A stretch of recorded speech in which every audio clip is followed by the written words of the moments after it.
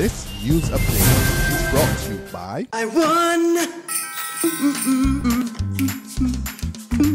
for me to me. For me? Yes.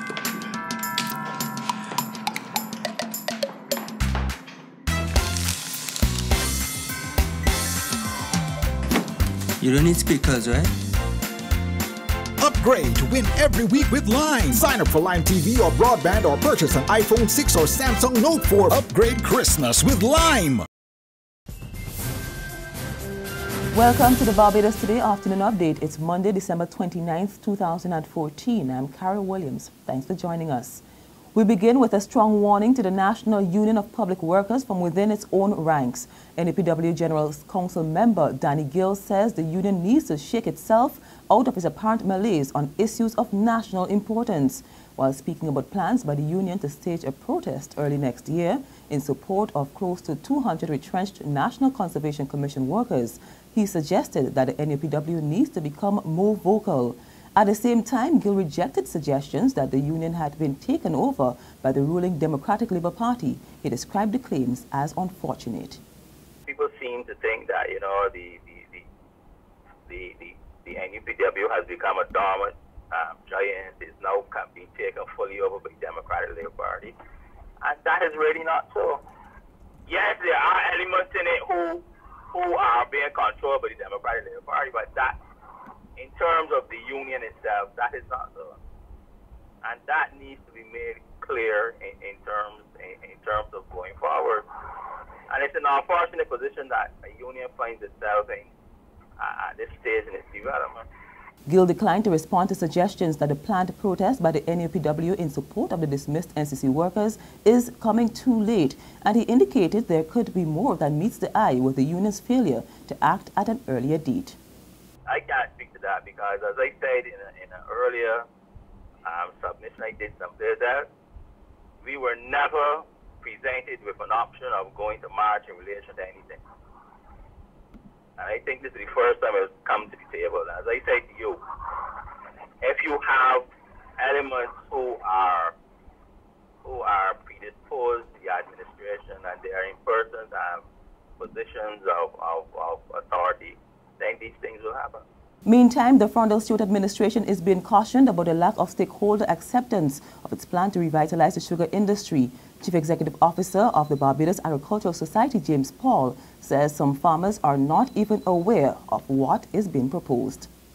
Maybe we need to move further and at least try to get at least the stakeholders themselves, the growers themselves, to understand exactly what is being proposed, what are the roles that they expect you to play in that particular proposal, okay? And to at least win the confidence of the wider stakeholders in the sugar sector in terms of the whole proposal in itself. And I think that maybe that in itself would avoid sometimes the angst that we see in respect of the stakeholders out there wondering what is going on. And I think that is an issue that probably we need to move on relatively quickly, because the fact of the matter is that I think all parties would agree that the sugar industry is too vital to the overall interests of the agriculture sector to let it just go. Government has put forward a $250 million cane industry restructuring project to include a state-of-the-art sugar factory. However, there have been reports of a rift between Agriculture Minister Dr. B.A.S. and Finance Minister Chris Sinclair, even as news emerged that major backers had pulled out of the project. Paul tells Barbados Today that government has been seeking to put forward a united front on the issue. I think that there has been an attempt to ensure that this happens, that, you know, that they speak with one voice on this issue, right, and we all go forward together. But the point is really that you have to ensure that the adequate level of consultations with all parties involved, because at the end of the day, it is what sugar we plant out there in the fields.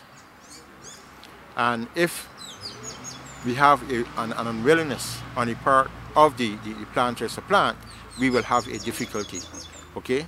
And that is why I think that we need to ensure that we have their cooperation too at the same time. Reverend Holmes Williams will be laid to rest later today. Williams, one of Barbados' most prominent evangelists, passed away on December 19 after being warded at the Queen Elizabeth Hospital for several weeks, where he was being treated for dengue fever and chikungunya. He was 75. His funeral takes place at 1 p.m. at the Sir Garfield Sobers Gymnasium. The burial will be private. There's regional and international news after this short break.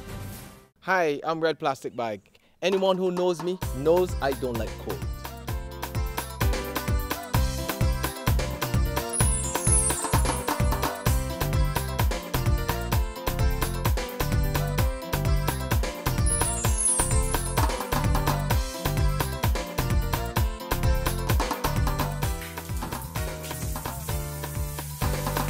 Sunshine reigns in my country. I love it. Sun power. In sports, Craig Brathwaite and Marlon Samuels stroked hundreds in the second test against South Africa today. Brathwaite made 104, while Samuels was dismissed for 101. The two innings helped West Indies reach 231 for 4 just before tea on a rain-hit day at St. George's Park. Resuming the day on 147 for 2, the regional boys flourished, with both batsmen putting on 176 for the third wicket. West Indies still trail South Africa by 186 runs. To Guyana now, where the search for 2 people on board a Cessna airplane resumed today. The aircraft went missing yesterday while flying over Region 8. According to the Guyana Civil Aviation Authority, 27-year-old Nikki Prasad and 51-year-old cargo loader David Bishnat were on board the aircraft when it went down. Internationally, the desperate search for a missing Air Asia plane will continue tomorrow for a third straight day. Rescue officials in Indonesia believe the commercial jet crashed into the sea. Grim new details as the search for AirAsia Flight 8501 continues. Indonesian authorities leading the search and rescue think the plane is likely on the bottom of the sea, based on coordinates of the plane's last transmission. Here at Surabaya Airport, it's become crisis central. The distraught relatives of the 155 passengers briefed here earlier today behind closed doors. Monday marks the first full day of searching since 8501 disappeared early Sunday morning. So far, the plane has not put out any signals that could help pinpoint its location. Instead, crews focus on this very broad search zone over the shallow waters of the Java Sea where the plane was last tracked. At 5:36 a.m, the Airbus A320 took off from Surabaya. Roughly an hour later, AirAsia says 8501 lost contact with air traffic control, vanishing en route to Singapore. Weather reports indicate the pilots encountered severe storms that may have contributed to the fate of the passengers and crew. And finally, Italian Coast Guard say all passengers aboard Sunday's burning ferry off the coast of Greece have been evacuated. 7 of the 419 people on board lost their lives. Bit by bit, the broken ferry has given up its survivors. At dawn, the Italian Navy winched away passengers who'd spent the night in the wind and the cold. The Navy took them to rescue ships. Many survivors were split up from their families, exhausted and desperate to reunite. This morning, the first big group of passengers was taken on shore. This is how their ordeal ends. Finally, they were on firm ground. And that brings us to the end of our afternoon update, but you can join us again this evening. Until then, log on to www.barbadostoday.bb, subscribe to our e-paper, email updates, or like us on Facebook. You can also catch us on Izumi Media in bus terminals or screenplay at supermarkets and gas stations near you. Also tune in to Channel 101 online TV to get all the latest news and sports. I'm Carol Williams. Have a fantastic day. This news update is brought to you by... You got an upgrade for Christmas. If you're feeling lucky, you could win some money. Upgrade for Christmas. $200,000 in cash and prizes. With Lime, you could win some money. It's Lime's Christmas lottery. 250 winners this Christmas, oh yeah. Sign up or upgrade to super fast broadband, Lime TV, e-billing, a data plan. Top up $15. Purchase a handset or text 4263 to enter. Upgrade for Christmas.